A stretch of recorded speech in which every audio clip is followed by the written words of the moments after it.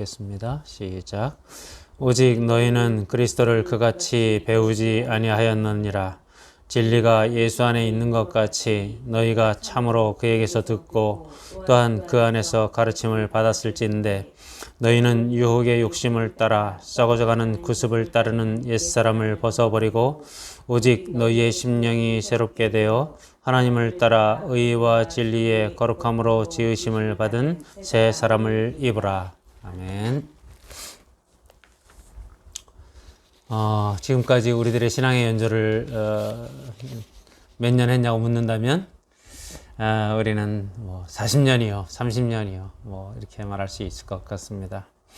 그 40년 동안 또는 30년 동안 우리는 얼마나 성장했고 얼마나 하나님의 성품, 신의 성품에 가까워졌는지, 하나님의 형상에 가까워졌는지 돌아봅니다.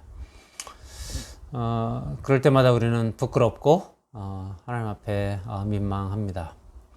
그 수십 년의 신앙생활 동안 우리는 성경도 많이 읽었고 예배도 많이 듣고 설교도 많이 들었고 심지어 새 사람을 입으라 이 설교도 아주 여러 번 들었을 겁니다. 그런데 이쯤서 우리는 물어봐야 합니다. 내가 새 사람이 되었는가? 나는 여전히 옛사람에 머물러 있진 않은가? 한번 고민하고 답을 한번 해보시죠. 새 사람이십니까? 옛사람이십니까?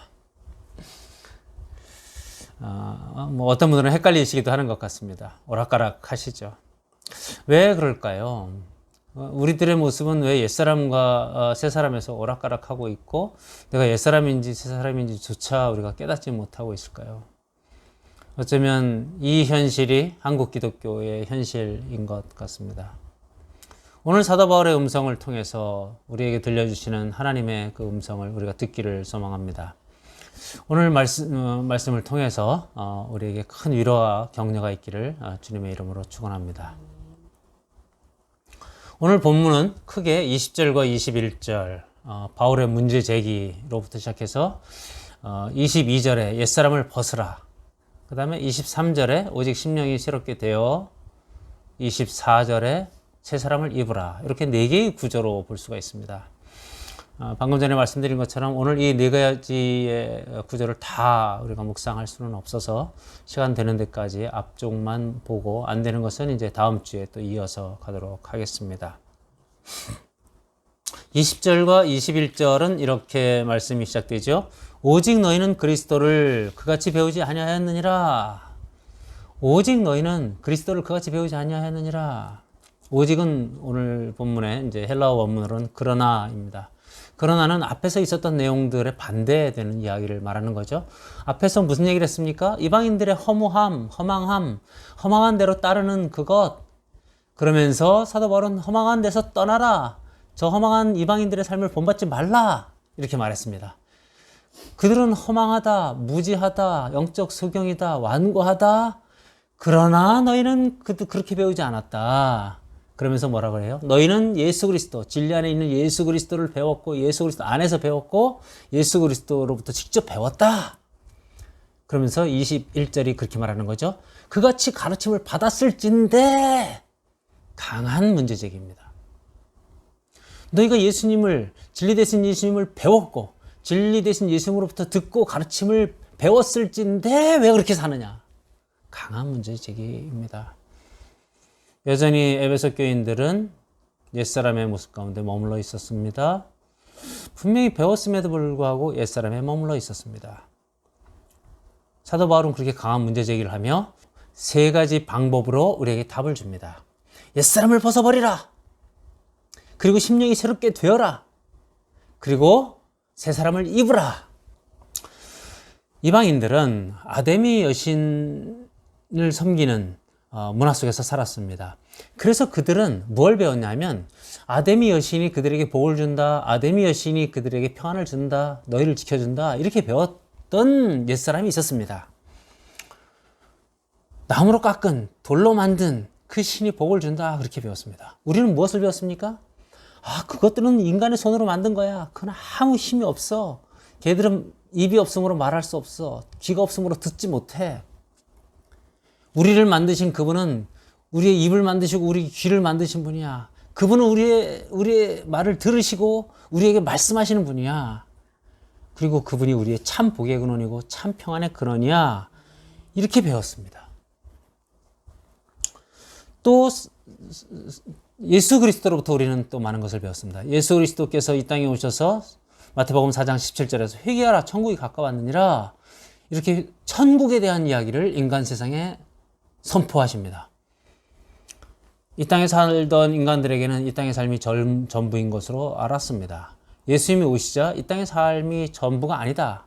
이것들을 우리에게 알려주셨습니다. 하늘나라가 있다. 너희는 이 땅에서 육신을 벗는 날, 그 날에서 나를 만나게 될 것이다. 하늘나라를 말씀해 주셨습니다. 얼마나 이 하나님 나라가 중요했는지 예수님은 돌아가시고 부활하시고 승천하시기 전에 40일 동안 이 땅에 머물면서 사도행전 1장 3절에서 이렇게 말합니다. 제자들에게 보이시며 많은 제자들에게 보이시며 하나님 나라에 관하여 가르치시니라. 40일 동안 예수님은 다시 승천하시기 전에 하나님 나라에 대해서 가르치셨습니다. 그만큼 하나님 나라가 소중하다. 그렇게 예수님은 말씀해 주신 겁니다. 우리는 하나님 나라에 대해서 배웠습니다.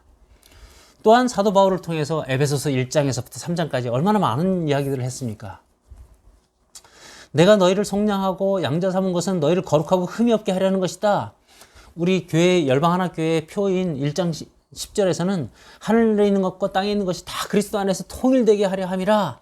2장 10절에서는 내가 너희를 선한 일을 위하여서 지었다. 하나님의 가족이 되게 했다. 하나님의 성전이 되게 했다. 이런 것들을 우리는 사도 바울의 입을 통해서 많이 또 배웠습니다. 자, 이렇게 배웠는데 너희는 지금 도대체 뭐 하고 있냐? 왜 배운 대로 살지 않느냐? 이런 문제 제기를 하는 것이죠. 그러면서 그 3단계 해법을 제시했으니 이제 그 3단계 해법을 묵상해 보는 것은 우리가 그렇게 살 수 있는 방법이 되는 것이고 길이 되는 것이고 답이 되는 것이죠. 그래서 첫 번째 단계, 너희 옛사람을 벗어버리라. 첫 번째 단계를 묵상하고자 합니다. 우리 옛사람은 어땠습니까? 오늘 본문은 유혹의 욕심을 따라서 썩어져가는 구습을 따라가는 자다 이렇게 표현했습니다. 근데 에베소서 원래 2장 초반에 이렇게 얘기하죠. 너희는 세상 풍조를 따랐다. 공중권세 잡은 자를 따랐다. 그 다음에 육신의 욕심, 육체의 욕심을 따랐다. 이렇게 표현합니다. 우리가 언제 세상 풍조를 따랐냐고 아무리 우리가 거부하고 싶어도 워낙 세상에 태풍이 강하고 세상의 풍조가 바람이 세서 우리는 휙휙 휘둘립니다. 하나님의 음성은 세미해서 잘 안 들리고 세상의 풍조는 막 너무나 강해서 그 소리는 귀에 쏙쏙 들어옵니다.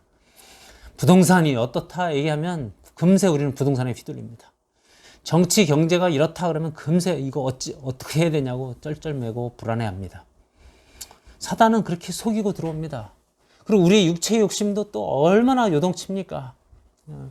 하나님 만드신 욕구가 원래 나쁜 것은 아니었으나 에덴 동산에서 오염된 우리의 욕구는 수시로 우리를 휘저어댑니다. 우리는 그렇게 육체의 욕심을 따랐고 세상 풍조를 따랐고 사단의 권세를 따랐던 자들입니다. 그런 옛사람을 벗어버리라 이렇게 말하는 겁니다. 벗어버리라 이런 표현, 오늘 헬라 원문으로는 아포시세미라는 표현을 쓰는데 이 아포시세미라는 단어는 옷을 벗다라는 단어입니다. 그래서 사도 바울은 우리에게 벗어버리라 이런 표현을 썼습니다. 옛사람을 벗는 것이 옷을 벗는 것처럼 쉬우면 얼마나 좋을까요? 그러나 분명히 오늘 이 아포시셈이라는 단어는 능동의 의미에 가까운 중간태입니다. 수동태도 아니고 중간태라는 표현을 씁니다. 헬라어에만 있는 겁니다. 아포시세미는 단순 과거 시제로서 한 번에 일어난 일을 말합니다. 우리가 옛사람을 벗는 일은 그렇게 단 한 번의 사건으로 확 벗어 던지는 그런 사건을 의미하며 그것은 나의 의지가 포함되어 있습니다. 내가 강하게 벗어 던져야 합니다. 근데 잘 안 되죠. 왜 이렇게 못 던지죠? 왜 다시 주워 입죠? 이유가 있습니다. 그 옛사람의 옷이 우리가 편안한 것이거나 옛사람의 옷이 그런 대로 좋아 보이거나 뭐 이런 착각 속에 우리가 빠져 있는 것 같습니다. 사도 바울은 오늘 우리의 그 생각과 그 착각을 단호하게 무너뜨립니다. 그 추악한 특징 두 가지. 유혹의 욕심을 따른다. 그 다음에 썩어지는 구습을 따른다. 이 두 가지를 이야기합니다. 아마도 사도 바울은 자신의 옛 모습을 떠올리고 있는 듯 보입니다. 갈라디아 1장 13절에 사도 바울은 이렇게 말합니다. 내가 유대교에 속해 있을 때에 너희에게 행한 일을 너희가 들었거니와. 사도 바울은 자기가 유대교에 속해 있을 때 행한 일, 아나스트로페라는 단어를 쓰는데요. 썩어져가는 구습이라고 하는 단어, 그 중에 구습이라고 하는 단어가 아나스트로페입니다. 같은 단어를 쓰면서 자신이 유대교에 속했을 때 했던 일들을 떠올립니다. 한번 상상해 보십시오. 진짜 분기탱천하여 그 예수 믿는 자들을 쳐 죽이러 가고 있었던 그때에, 전혀 부끄러움이 없었을 그때에 예수 그리스도를 다메섹에서 만나서 네가 핍박하는 예수다 그러면서 거기서 용서받고 그랬을 때에 사도 바울은 갑자기 진짜 바닥으로 떨어졌습니다. 눈먼 소경이 되었고 자신의 힘으로 아무것도 할 수 없는 존재가 되었을 때, 그리고 그 상황에서 예수 그리스도를 말미암아 은혜 가운데에 눈을 뜨게 되고 예수 그리스도의 품에 안기게 되었을 때에 그는 하늘 끝에서 땅 끝으로 오가는 그런 느낌들을 받았을 겁니다. 그의 심정은 처절했을 겁니다. 내가 이렇게 착각하고 살았단 말이야? 내 옛날에 알고 있었던 유대교는 완전히 배설물이었군. 내가 알고 있었던 지식은 완전히 배설물이었군. 끔찍했을 것입니다. 그리고 좌절했을 겁니다. 실망했을 겁니다. 자신에 대해서 절망했을 겁니다. 그런 마음으로 지금 에베소 교인들한테 썩어져가는 구습을 벗어버려라. 내가 증인이다. 내가 증인이다. 이렇게 말하는 거죠. 자신에게 실망하고 자신에게 절망하고 자신에게 좌절한다는 게 무슨 뜻일까요? 자기가 부인된다는 겁니다. 예수님 말씀하시는 자기를 부인하고 그 말이 그것입니다. 누가복음 15장의 탕자의 비유에서 탕자는 아버지의 집을 떠납니다. 아버지를 거부합니다. 나가서 허랑방탕합니다. 그러다가 결국 밑바닥에 도달합니다. 유대인들이 그렇게 혐오하는 돼지 우리에서 돼지들이 먹는 쥐염 열매를 먹는 그런 모습으로 예수님은 탕자를 소개합니다. 그때 유대인들은 아마 상당히 그 얘기를 들으면서 불쾌했을 것입니다. 왜냐하면 예수님이 그들을 바라보며 말하니까요. 너희가 그 탕자다. 그때 유대인들은 사실 속으로 부글부글 끓었을 겁니다. 무슨 말이냐? 나는 탕자가 아니야. 근데 예수님은 계속 너희가 탕자다. 그렇게 말합니다.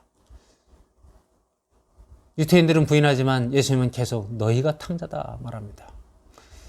실망하고 좌절하고 절망한 그 탕자가 너희다. 그렇게 말합니다. 우리의 모습도 돌아봅니다.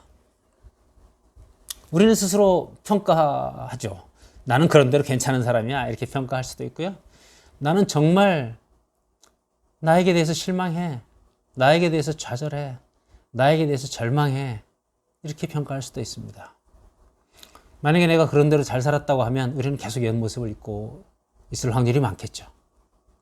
아까 서두에서 말씀드린 것처럼 우리가 옛사람을 벗어버리지 못하는 이유 중에 하나는 예전에 내가 그런 대로 잘 살았다고 착각하기 때문일 수 있습니다. 마치 이 유대인 바리새인 대제사장들처럼 나는 탕자가 아니야 라고 착각하고 있기 때문일 수도 있습니다. 탕자처럼 차라리 아버지 집에 돌아가서 나는 하인 중에 하나로 써주십시오 라고 자기를 부인하는, 아들이 아닙니다. 나는 하인 중에 하나여도 좋겠습니다 라고 자기를 부인하는, 그렇게 되면 그 좌절과 그 절망과 그 실망이 우리를 옛사람을 벗어버리게 만드는 힘이 됩니다. 저는 오늘 이 예배의 시간에 우리의 모습을 깊이 돌아봤으면 좋겠습니다. 우리의 모습이 얼마나 실망스럽고 얼마나 좌절되고 얼마나 절망스러운지, 죄인 중에 괴수라고 고백했던 사도 바울처럼 그 주님 앞에 무릎 꿇고 나는 죽을 죄인입니다 라고 우리를 부인하는 우리들이었으면 좋겠습니다. 그렇게 우리는 우리를 부인하게 되고, 그렇게 우리의 옛사람은 죽게 되고 벗어 던지게 됩니다. 사도 바울이 말한 두 번째 단계는 너희의 심령이 새롭게 되어입니다. 우리의 마음, 우리의 심령은 새롭게 변하게 됩니까? 사실 심리학자들은 이거 가지고 설왕설래합니다. 우리는 변한다. 인간의 마음은 변한다. 아니, 변하지 않는다. 그러나 성경은 분명하게 말합니다. 변한다. 사도 바울이 다메섹 도상에서 변했습니다. 어떻게 변했죠? 그가 예수님을 만남으로 변화가 되었습니다. 예수님을 만나며 그는 자신의 과거의 옛 모습이 실망스러웠다, 좌절스러웠다, 절망했다. 그 순간에 그는 바뀌었습니다. 탕자는 자신의 모습이 정말 나락에 떨어졌을 때 이제 아버지 집이 떠올랐습니다. 아버지께로 돌아가기로 결단합니다. 그러면서 그의 생각이 바뀌었습니다. 그의 옛사람을 벗어버리고 새롭게 됨을 입었습니다. 이 두 가지 사례는 우리에게 어떤 것을 우리에게 보여줍니까? 인생의 나락, 고난의 시간, 이스라엘의 광야의 시간, 그 시간이 그들을 변하게 만든다, 새롭게 한다라는 것을 의미합니다. 변화는 그래서 광야의 시간, 고난의 시간에 찾아옵니다. 우리의 마음이 바뀌는 것, 우리의 심령이 새로워지는 것은 광야의 시간, 광야라고 하는 곳을 통과하는 그 방법을 통해서 이루어진다라고 하는 것이 성경이 우리에게 제시하는 증거입니다. 그 광야의 시간에 우리는 옛사람을 배설물로 여기게 됩니다. 벗어던지게 됩니다. 돌아서게 됩니다. 자기를 부인하게 됩니다. 자기가 죽게 됩니다. 골로새서 3장 10절은 이렇게 말합니다. 너희가 새 사람을 입었으니 이는 자기를 창조하신 이의 형상을 따라 지식에까지 새롭게 하심을 입은 자니라. 우리는 새롭게 하심을 새 사람을 입게 되어집니다. 심령이 새롭게 되어질 뿐만 아니라 지식에까지. 그 심령 안에는 지식과 감정과 욕구가 들어있죠. 그 지식도 새로워지고 감정도 새로워지고 욕구도 새로워집니다. 그래서 모든 것이 새로워집니다. 이 광야의 시간을 예수님은 좀 다른 표현으로 쓰셨습니다. 목마름이라는 단어를 사용하십니다. 목마른 자들아 다 내게로 오라 이렇게 말씀하십니다.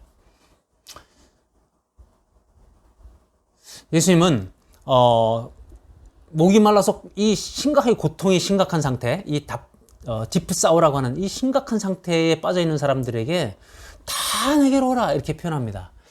이 말씀에서 저는 독특한 표현을 썼습니다. 목마른 자들아 다 내게로 오라. 이 말은 무슨 말이죠? 목마르지 않은 사람이 있다는 거예요. 어떤 사람은 목마르고 어떤 사람은 목마르지 않다는 겁니다. 그때 예수님은 목마른 사람으로 세리와 창녀들을 바라보았고 목마르지 않은 사람으로 바리새인들과 대제사장들을 바라봤습니다. 대제사장과 바리새인들은 목이 마르지 않았기 때문에 예수님께 나아가지 않았습니다. 세리와 창녀들은 목이 너무나 말랐기 때문에, 목이 말라서 고통스럽기 때문에, 죽을 것 같았기 때문에 예수님께 나아갔습니다. 이 광야의 시간은 이렇게 목마름이라고 표현되어질 수 있습니다. 그래서 여기서 우리는 우리 자신에게 물어봐야 합니다. 나는 목마른가? 나는 지금 목이 말라 죽을 것 같은가? 그러면 우리는 자연스럽게 옛사람을 벗어버리는 단계로 나아가게 되는 줄로 믿습니다. 자연스럽게 새 사람으로 나아가게 되는 줄로 믿습니다. 이 심령이 새롭게 되는 것은 수동태입니다. 아까 옛사람을 벗어버리는 건 능동태이기 때문에 우리가 자발적으로 하는 것이었다면 이 심령이 새롭게 되어는 내가 자연스럽게 새롭게 되는 것입니다. 따라서 옛사람을 벗는 나의 행위와 동시에 예수님이 찾아오시고 아버지를 떠올리게 하시고 그로 인해서 우리는 자연스럽게 새로운 생각으로 바뀌어지고 새로운 감정으로 바뀌어지고 새로운 욕구로 바뀌어지게 된다는 것을 의미하는 것입니다. 그래서 새롭게 되려고 애를 쓸 필요가 없습니다. 우리는 옛사람을 벗어버리는 일에 주력하면 됩니다.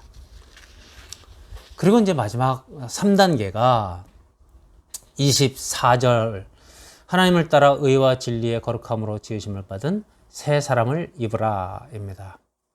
새 사람을 입으라 엔듀오입니다. 이것은 마치 아까 우리가 2절에서 옛사람을 벗으라 했던 것과 동일한 동사 구조입니다. 부정시제라고 표현해서 아우리스트라는 표현을 쓰는데 어떤 한정이 되어 있지 않아요. 새 사람을 입는 것이 한 번 이루어지냐, 여러 번 이루어지냐, 뭐 계속적으로 이루어지냐, 반복적으로 이루어지냐, 이것이 결정되어 있지 않아요. 그런데 이것은 어디에 영향을 받느냐? 앞쪽에서 말했던 심령이 새롭게 되어에 영향을 받습니다. 심령이 새롭게 되어는 현재형을 씁니다. 근데 그 현재형은 헬라어에서는 한 번이 아니라 계속을 의미합니다. 그것에 영향을 받기 때문에 심령이 새롭게 되어서 새 사람을 입는 행위는 계속이라 두 가지 다 계속 반복적으로 이루어지는 행위들을 이야기합니다. 이브라라고 하는 이 엔듀어라는 단어는 마태복음 22장 예수님이 천국 비유를 얘기하면서 혼인잔치를 얘기할 때 사용하는 단어와 똑같습니다. 혼인잔치에 많은 사람이 초청을 받았습니다. 그런데 사람들이 이 일이 바쁘다 저 일 바쁘다 그러면서 다들 그 청함에 응하지 않았습니다. 그때 이 혼주 임금이 길과 산을가로 나가서 사람들을 강권하여 데려다가 그 혼인잔치에 초청을 합니다. 그리고 이 임금이 이제 혼인잔치에 참석한 사람들을 쭉 둘러보러 나옵니다. 이렇게 표현합니다. 임금이 손님들을 보러 들어올새 거기서 예복을 입지 않은 한 사람을 보고 이르되 친구여 어찌하여 예복을 입지 않고 여기에 들어왔느냐 하니 그가 아무 말도 못하거늘 임금이 사원들에게 말하되 그 손발을 묶어 바깥 어두운 데에 내던지라 거기서 슬피 울며 이를 갈게 되리라 하니라. 이때 이 예복이 엔듀오입니다. 예복을 입으라 이런 표현을 썼거든요. 우리는 언젠가는 예수님을 만나서 그 천국에서 혼인잔치를 할 사람들입니다. 아멘이십니까? 그런데 그 혼인잔치에는 반드시 예복을 입어야 한다. 예복을 입지 아니하면 너희들이 밖에 쫓겨나서 슬피 울게 될 것이다. 이런 표현을 씁니다. 그 예복이 오늘 이 세 사람을 입으라 라고 하는 단어와 같은 것입니다. 우리는 우리의 신분에 따라서 옷을 갈아입지 않습니까? 혼인잔치에 참여하는 사람들은 신부로서의 예복을 입어야만 합니다. 웨딩드레스를 입어야 합니다. 그러니 이 세 사람을 입는 행위는 우리에게 필수적인 행위입니다. 그리고 우리가 방금 전에 묵상했던 것처럼 심령이 새롭게 되는 행위가 반복적으로 계속되는 것처럼 새 사람을 입고 또 입어야 합니다. 말씀을 정리하고자 합니다. 우리는 예수님으로부터 많은 것들을 배웠습니다. 하늘나라가 있다는 것을 배웠습니다. 그리고 그 복음의 깊은 곳에서 우리는 그 하늘나라의 백성, 하나님 자녀가 되었다는 것을 배웠습니다. 그런데 그대로 살지 못하고 있는 이유는 옛사람과 새사람 사이에서 왔다 갔다 하고 있기 때문이다. 이런 말씀으로 오늘 사도 바울의 문제 제기를 우리가 들었습니다. 우리는 옛사람을 벗어버려야 합니다. 옛사람에 대해서 좌절해야 합니다. 옛사람에 대해서 실망해야 합니다. 옛사람에 대해서 절망해야 됩니다. 그때 우리는 우리를 부인할 수 있습니다. 우리를 십자가에 못 박게 됩니다. 그때 우리는 우리의 심령이 완전히 뒤집어지는 역사를 경험하게 됩니다. 이것이 우리가 옛사람에서 새사람으로 변해가는 세 가지 단계입니다. 우리의 매일 먹는 것이 우리의 몸을 바꾸는 방법이죠. 우리가 인스턴트를 먹으면 우리가 몸이 인스턴트에 반응하도록 되어 있죠. 우리가 영양이 좋은 음식들을 먹으면 우리의 몸은 영양이 좋은 몸이 됩니다. 이런 것처럼 우리의 영혼도 우리가 매일매일 새로운 옷을 입고 새 옷을 입을 때마다 우리가 자세가 달라지고 우리가 바뀌어갑니다. 지난 한 주간에 있었던 사례 하나를 이야기하며 오늘 말씀을 맺고자 합니다. 지난 한 주간에 저에게 분주함이 좀 있었습니다. 비즈니스에 관련해서 약간의 분주함이 있었는데 그 분주함이 제 머리에서 꽤 오랫동안 남아 있었습니다.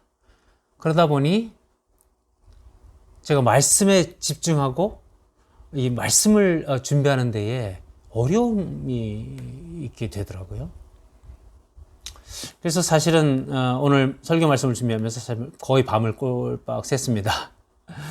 제 머릿속에 있었던 논리로 이미 설교에 대한 이 흐름을 잡았습니다. 그런데 갑자기 이 설교 원고를 치다가 거의 마무리 단계에서 다시 헬라어 원문을 봤는데 제가 뭔가 착각했었습니다. 잘못 봤습니다. 그 통에 제일 중요한 키워드에 착각이 있어서 전체 논리가 뒤집어지는 일이 있었습니다. 당황했고 밤을 거의 꼴딱 세우면서 설교를 다시 가다듬었습니다. 그런데 이런 일들이 왜 벌어집니까? 제 머릿속에 새 옷을 입고 이 말씀에 창념하고 세밀한 음성에 집중하지 못하고 다른 것들이 들어오니까 제 심령이 온통 막 분주함과 막 오염으로 뒤섞여 버리는 거죠. 하나님의 세밀한 음성을 듣지 못하고 세상의 바람에 막 휘둘리고 있는 것이죠. 이로 인해서 저는 대단히 어려운 오늘 말씀을 선포했습니다. 그러면서 깨닫습니다. 내 영혼의 고요함, 그것을 위하여 새 사람에 대한 갈망이 더 간절해야 되겠다. 그 의와 거룩과 진리로 지으심을 받은 새 사람에 대한 갈망이 더 커져야 되겠다. 이런 생각, 결단을 하게 됩니다. 저는 오늘 이 예배에 참석한 열방 하나교회 성도들과 또 이 온라인에서 이 주일 예배, 이 설교를 듣는 모든 성도들에게 옛사람에서 새사람으로 변해가는 이 3단계의 놀라운 비결이 마음에 깨달아지고 또 옛사람에게 좌절하고 새사람을 입는 그 간절한 기대감으로 날마다 하나님의 성품에 가까워지는 그런 축복이 임재하기를 주님의 이름으로 축원합니다. 함께 잠깐 기도했으면 좋겠습니다. 우리의 옛사람이 바뀌지 않는 것 때문에 번민하고 있는 성도들도 있는 줄 압니다. 우리가 여전히 새사람과 옛사람 사이에서 이렇게 오락가락 방황하고 있는 성도들도 있는 줄 압니다. 우리 새사람으로 우리가 완전히 옛사람을 벗어버리긴 했지만 새사람이 자라나가는 것이 너무나 더뎌서 답답해하는 사람들도 있는 줄 믿습니다. 오늘 사도 바울의 음성을 통해서 옛사람은 우리가 과감하게 벗어버린 줄 믿습니다.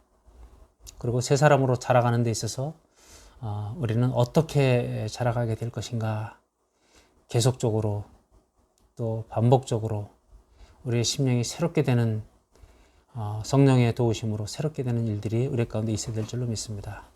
함께 이 깨달음을 가지고 함께 기도하도록 하겠습니다.